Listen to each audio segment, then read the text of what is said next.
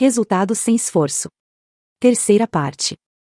Steve Nash ainda detém o recorde da NBA do percentual de acertos em lances livres na carreira. Quando se aposentou, seu recorde era de 90,43%. A média dos jogadores de elite fica entre 70% e 75%. Como ele fazia isso? Um repórter que entrevistou Nash vários anos depois da aposentadoria descreveu seu processo da seguinte maneira: observá-lo arremessar é como observar um autômato incrivelmente sofisticado em ação. Seu corpo se move com uma exatidão que lembra mais as engrenagens de um relógio do que um ser humano falível.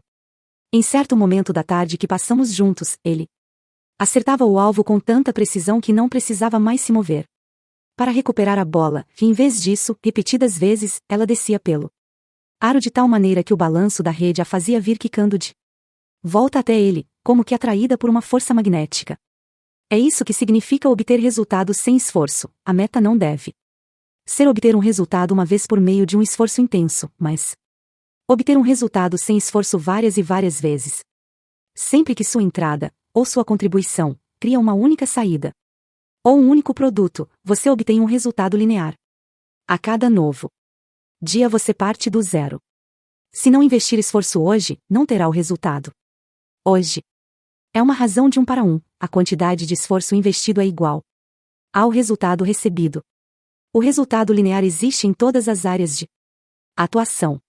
Por exemplo, o funcionário que trabalha 1 hora e recebe por essa hora tem uma renda linear. O estudante que só estuda na véspera da prova, decora alguns fatos e tira uma nota está adquirindo conhecimento linear. A pessoa que decide se exercitar por 1 hora hoje mas amanhã tem que decidir novamente se vai se exercitar tomou uma decisão linear. A empresária que só ganha dinheiro quando trabalha ativamente para que o negócio aconteça tem um modelo de negócio linear. O voluntário que serve a uma causa uma vez e exerce impacto uma vez deu uma contribuição linear. A pessoa que realiza um grande esforço para se obrigar a fazer alguma coisa hoje executa uma ação linear. O pai que tem que lembrar os filhos de cumprir a mesma tarefa todo dia pratica a paternidade linear. O resultado linear é limitado, nunca excede a quantidade de esforço investida. O que muita gente não percebe é que existe uma alternativa muito melhor. O resultado residual é completamente diferente. Com ele, você investe o esforço uma vez e recebe os benefícios várias vezes. Os frutos continuam sendo colhidos, quer você invista esforço adicional ou não. Os resultados chegam enquanto você dorme ou quando tira um dia de folga. E podem ser praticamente infinitos. Por exemplo, o escritor que publica um livro e recebe royalties durante anos tem uma renda residual. O estudante que aprende os princípios básicos e consegue aplicar esse entendimento de várias maneiras no decorrer do tempo está adquirindo conhecimento residual. A pessoa que toma uma única decisão de se exercitar todo dia tomou uma decisão residual. A empresária que monta sua empresa de modo a funcionar mesmo quando ela tira 6 meses de férias tem um modelo de negócio residual. O empreendedor social que oferece microempréstimos que, ao serem pagos, voltam a ser emprestados várias e várias vezes dá uma contribuição residual. A pessoa que faz algo todo dia, por hábito, sem pensar e sem esforço, se beneficia da ação residual. A mãe que delega uma tarefa ao filho e a torna divertida para que aconteça todo dia sem precisar insistir prática. Maternidade residual. Acha que estou exagerando?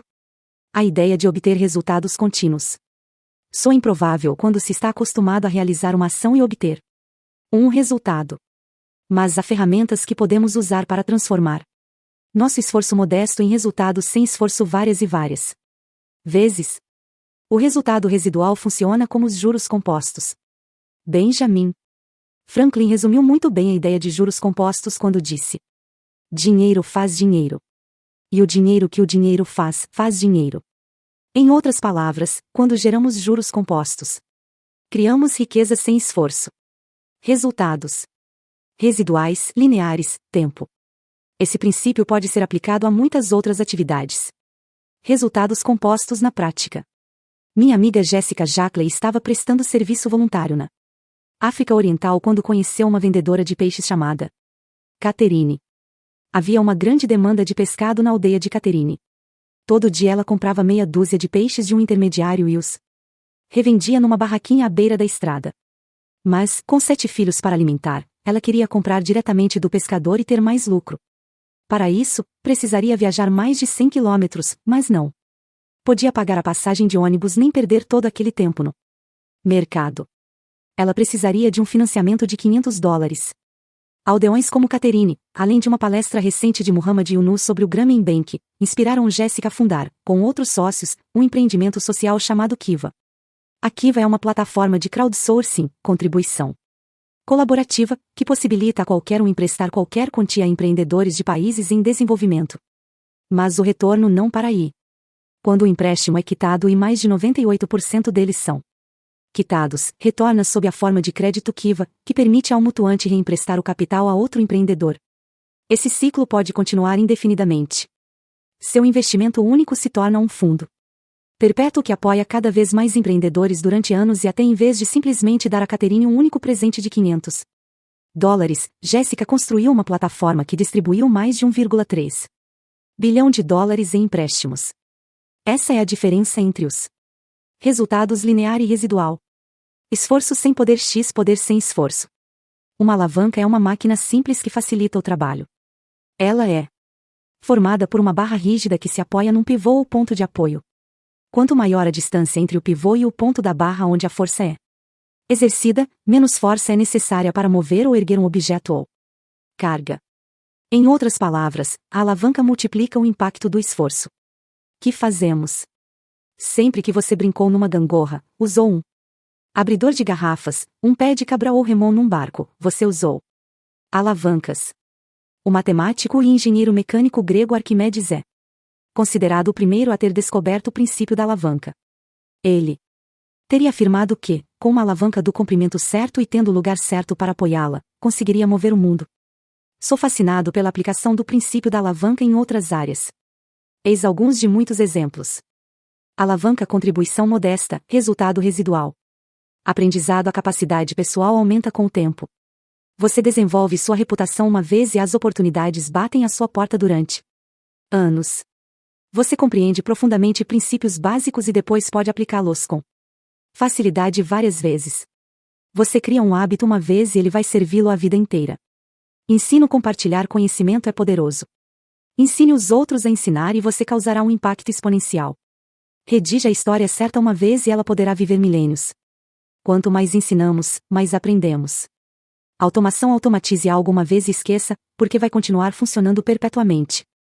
Escreva uma lista de dicas ou um resumo uma vez e depois use esse esquema todo dia. Escreva códigos ou contrate alguém para escrever e depois as mesmas ações serão realizadas milhares de vezes. Escreva um livro uma vez e milhões poderão lê-lo séculos depois. Confiança. Se contratar a pessoa certa uma vez, ela produzirá resultados centenas de vezes. Quando se reduz o atrito com antecedência numa equipe ou entre equipes, a colaboração flui tranquilamente em projetos e mais projetos.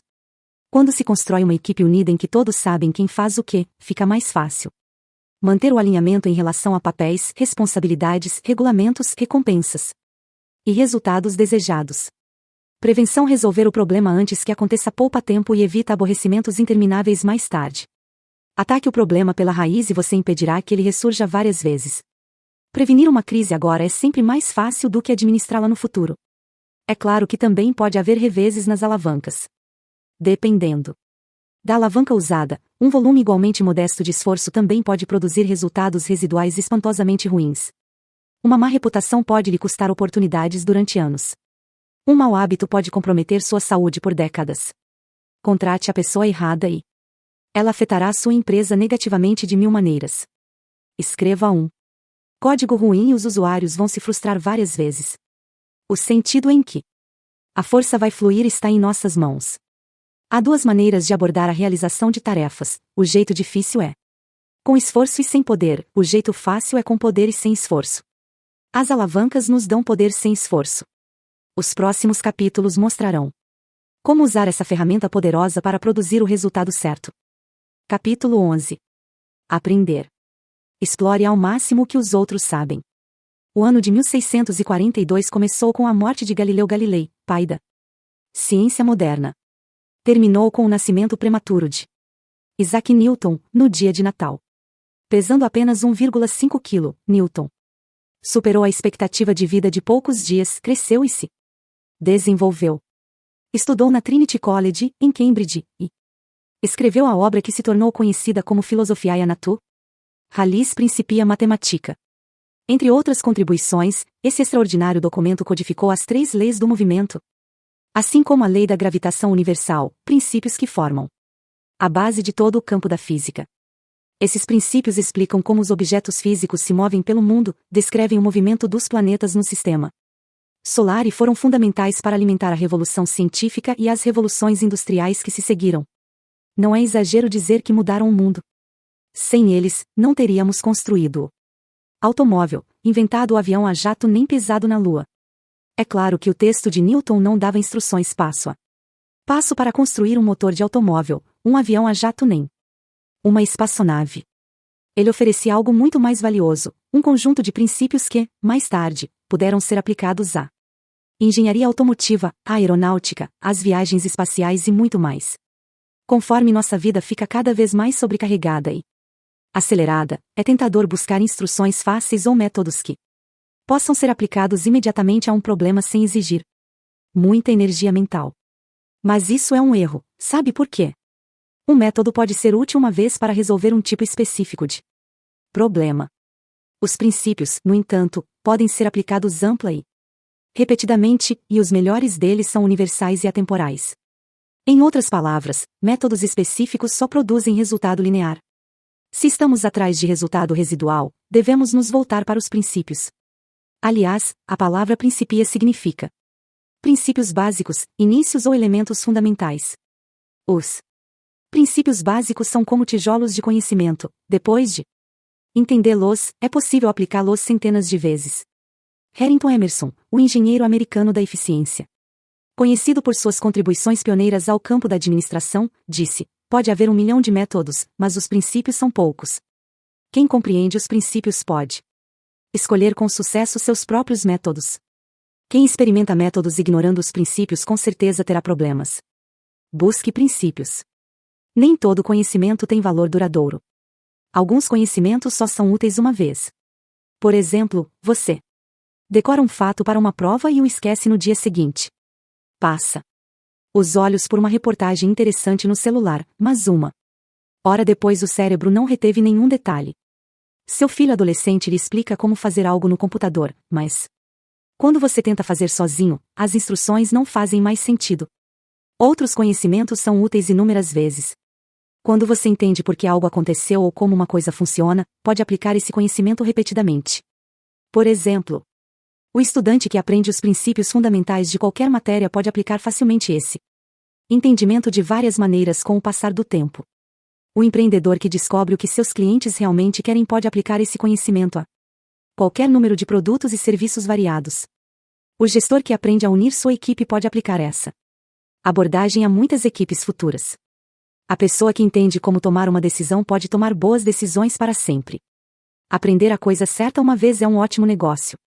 Um único investimento de energia gera resultados sem esforço várias vezes ao longo do tempo. Encontre pontos em comum. O editor de livros Peter Kaufman 124 queria entender como tudo no mundo funciona. Normalmente, uma meta tão ambiciosa seria avassaladora e até risível. A maioria das pessoas desistiria dessa busca antes mesmo de começar. Mas ele encontrou um atalho. Num período de 6 meses, leu a entrevista condensada ao final de todos os exemplares da revista Discover já publicados na internet, 144 entrevistas no total. Cada uma delas era um resumo de alta qualidade de algum aspecto da ciência escrito para o público leigo, com exemplos claros, histórias envolventes e linguagem concisa. Logo ele descobriu que podia separar tudo o que estava aprendendo em 3 recipientes de dados. O recipiente 1 era o maior e mais antigo conjunto de dados, o universo inorgânico. Compreendia a física e a geologia, cobrindo mais de 13 bilhões de anos, desde a aurora do universo. O recipiente 2 era a biologia. Tudo o que vive no planeta Terra. Isso cobria cerca de 3 bilhões de anos. O recipiente 3 era toda a história humana, o período relativamente curto em que estamos por aqui como espécie. Depois, ele procurou pontos em comum, princípios que pudessem explicar como as coisas funcionavam de forma coerente nos 3 recipientes. No recipiente 1, ele achou a terceira lei do movimento de Newton: para cada ação há uma reação igual e contrária. Em outras palavras, quanto mais força você exerce sobre alguma coisa, mais força essa coisa exerce de volta. No recipiente 2, ele encontrou o exemplo de Mark Twain do que acontece quando se pega um gato pelo rabo, ele ataca. No recipiente 3, achou algo parecido: o modo como tratamos os outros é o modo como eles nos tratarão. O ponto em comum era um princípio que ele apelidou de reciprocidade espelhada, ou, em termos mais simples, você recebe aquilo que dá. Agora, pense em todas as aplicações possíveis desse princípio. Envie um bilhete de agradecimento e receberá outro de volta. Sorria sinceramente para alguém e a pessoa sorrirá de volta para você. Dê informações a alguém numa conversa e a pessoa ficará inclinada a lhe passar informações em troca. Numa experiência que investigava o princípio da reciprocidade espelhada, um pesquisador enviou cartões de Natal escritos à mão a quase 600 desconhecidos. Cada cartão incluía um bilhete, uma foto de sua família. Não demorou para esses desconhecidos começarem a lhe enviar respostas. No total, ele recebeu quase 200 cartões em retribuição. Os princípios universais não se aplicam só à ciência. Na verdade, eles podem oferecer atalhos mentais igualmente úteis para entender as pessoas. Logo que me casei, decidi surpreender minha esposa buscando uma pizza mista de carnes e frios que eu sabia que ela gostava. Tarde da noite, quando chegou, ela ficou felicíssima, como eu esperava. Então, na noite seguinte repeti o exercício com entusiasmo e a surpreendi, mais uma vez, com a pizza mista. Ela foi tão gentil que só quando a surpreendi, na terceira noite seguida foi que ela disse: "A pizza mista de novo?" Claramente, o método que usei com tanto sucesso na primeira noite só podia ser aplicado poucas vezes. Nesse caso, uma única vez. Mas e se, em vez de repetir o método, eu buscasse um princípio que captasse quem minha esposa realmente era? O que ela valorizava de verdade, o que sempre a encantava, por mais de 3 noites seguidas. É preciso um investimento prévio maior para alcançar essa profundidade de visão. No entanto, depois que a tiver, você poderá aplicá-la várias vezes. Cultive uma árvore de conhecimentos. Muita gente supõe que Elon Musk, fundador da Tesla e da SpaceX, tem formação em engenharia mecânica e ciência espacial. Mas a verdade é que ele não sabia muito sobre esses temas quando começou seus empreendimentos. Certa vez lhe perguntaram como ele havia se inteirado tão depressa de disciplinas inteiras, novas e complexas. Sei que leu muitos livros e contrata muita gente inteligente para absorver o que eles sabem, mas é preciso admitir que, ao que parece, você deu um jeito de acumular na cabeça mais conhecimento do que qualquer pessoa viva. Como você é tão bom nisso? Ele respondeu: é importante ver o conhecimento como um tipo de árvore semântica. Faça questão de entender os princípios fundamentais, isto é, o tronco e os galhos grandes, antes de chegar às folhas a detalhes, ou elas não terão onde se pendurar. Em outras palavras, quando temos fundamentos sólidos de conhecimento, há onde pendurar as informações adicionais que aprendemos. Podemos ancorá-las nos modelos mentais que já compreendemos. A abordagem de Musk é confirmada pela ciência do aprendizado. A neuroplasticidade é a capacidade do cérebro de mudar, tanto no nível dos neuroníons individuais quanto no nível muito complexo de aprender uma nova habilidade, como construir um foguete. Aprender algo novo costuma envolver uma série de tentativas, fracassos e ajustes. As conexões neurais que resultam em sucesso se reforçam e ficam mais fortes. Como a árvore que consegue suportar o crescimento de novos galhos. Conforme vai ficando mais grossa e mais forte, nosso cérebro pode agora criar conexões, incorporando aquelas informações novas à BDH. Base de conhecimento existente. Enquanto isso, as conexões improdutivas acabam ficando mais fracas e, como galhos mortos, caem. Foi assim que a busca de Musk pelos fundamentos, os princípios básicos, lhe permitiu revolucionar o setor de energia. Lançar satélites de banda larga no espaço, projetar o sistema Hyperloop de viagens de alta velocidade, desenvolver uma bateria solar mais eficiente e criar uma missão para explorar Marte. Ele é a prova viva de que, ao compreender as coisas em seu nível mais fundamental, podemos aplicá-las de um jeito novo e surpreendente. Extraia o melhor daquilo que os outros já descobriram. Como vice-presidente da Berkshire Hathaway, Charlie Munger, de 96 anos, é o braço direito de Warren Buffett. Mas também é por mérito próprio, uma lenda dos investimentos. Nas décadas de 1960 e 1970, Munger dirigia uma empresa que gerava um retorno de mais de 24% ao ano. 128 Se você investisse $100 em ações da Berkshire no dia em que Munger entrou na diretoria, hoje teria 1,8 milhão de dólares. A maioria dos investidores profissionais se torna especialista em mercados financeiros. Eles estudam as forças econômicas que alimentam bons e bolhas. Aprendem tudo o que há para saber sobre rendimento de títulos, macroeconomia e ações de small caps, mas Charlie Munger adota uma forma de aprendizado diferente. O ensaio O Ouriço e a Raposa, de 1953, escrito por Isaiah Berlin, 129, reviveu a frase do antigo poeta Greto Arquíloco: a raposa sabe muitas coisas, mas o ouriço sabe uma coisa importante. Jim Collins claramente favoreceu a abordagem do ouriço para ter sucesso no mundo dos negócios e argumentava que as raposas perdem o foco e desperdiçam energia. Mas a comparação de Arquíloco sempre pretendeu indicar que a raposa teria melhores resultados se, além de simplesmente saber muitas coisas, ela soubesse conectá-las entre si. Munger é uma raposa que conecta muitas coisas. Na vida e nos investimentos, Munger adota a busca do que chama de sabedoria mundana. 131 Ele acredita que, ao combinar ensinamentos de várias disciplinas, psicologia, história, matemática, física, filosofia, biologia e outras, produzimos algo maior que a soma das partes. Munger considera inúteis os fatos isolados a menos que se encaixem numa estrutura teórica. Ideias isoladas representam conhecimento linear. Mas essas mesmas ideias formam conhecimento residual quando interconectadas. Trem Griffin, autor de uma biografia de Munger, dá o seguinte exemplo: uma empresa aumenta o preço de seu produto e ainda assim vende mais desse produto. Isso não faz sentido quando se consideram apenas a disciplina da economia e sua regra da oferta e da procura. Mas, se também for levada em conta a disciplina da psicologia, você vai entender que os consumidores acham que o preço mais alto significa mais qualidade e por isso compram mais. Muitas vezes, o conhecimento mais útil vem de campos que não são o nosso. Como constataram os pesquisadores da Faculdade Kellogg de Administração da Universidade Northwestern depois de analisar quase 18 milhões de artigos científicos, geralmente as melhores ideias novas surgem da combinação de conhecimento existente num campo com uma invasão de combinações incomuns de outras disciplinas.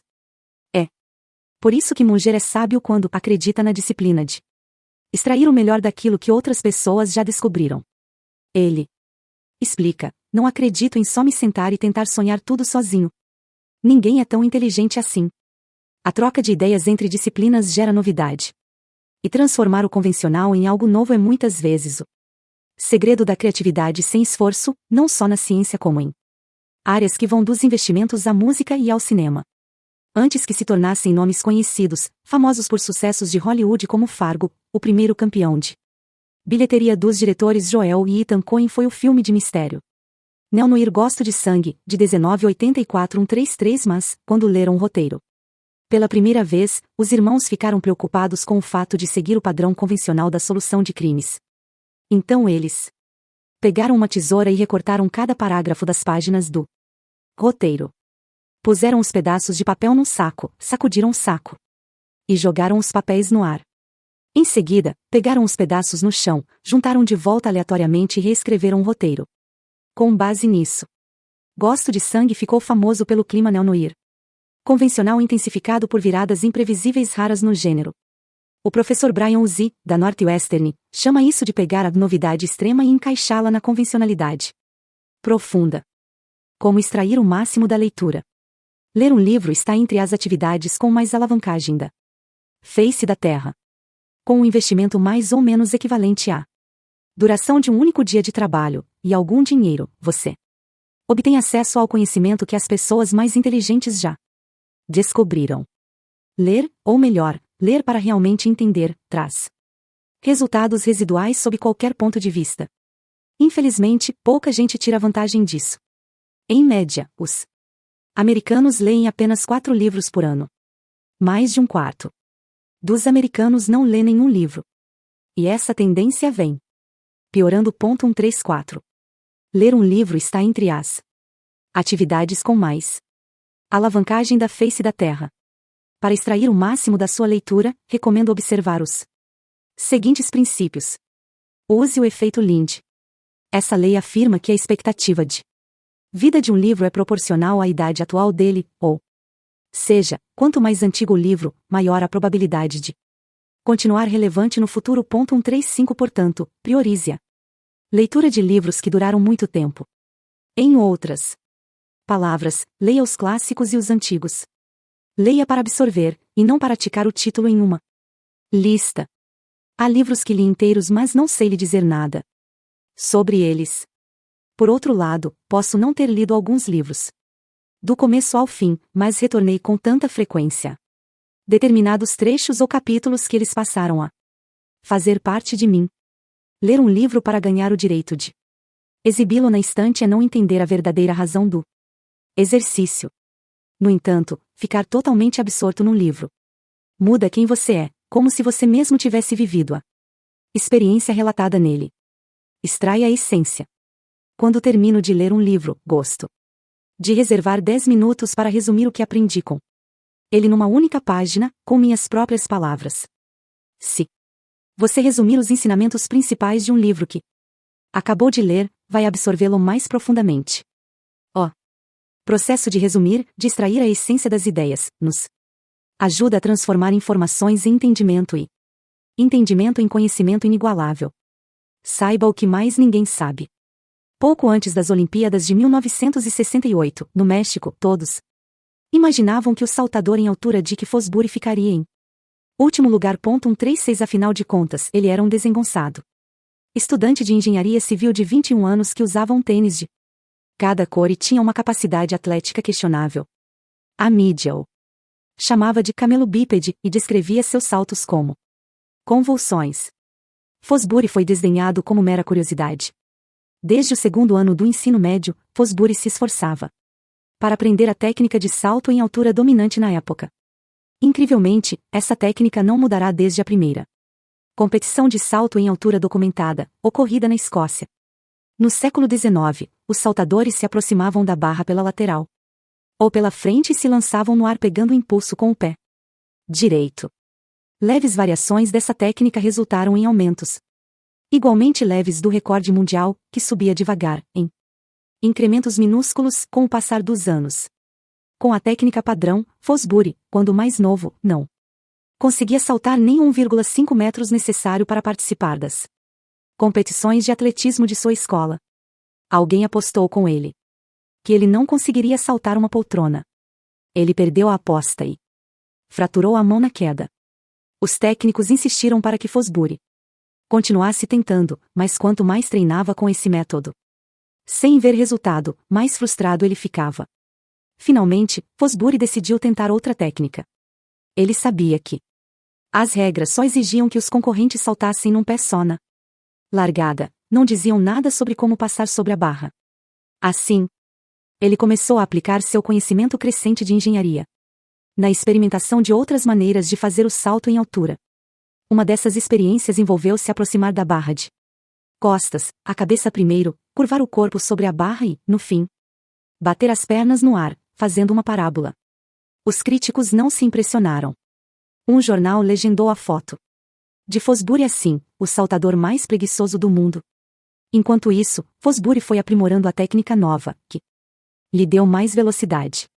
Ele começou a girar o quadril nos últimos passos e decolar com o pé esquerdo, não o direito, de modo que, quando o corpo se arqueasse sobre a barra, ele olhasse para cima, com o centro de gravidade embaixo. Fosbury usou tudo o que sabia sobre física para criar uma vantagem mecânica.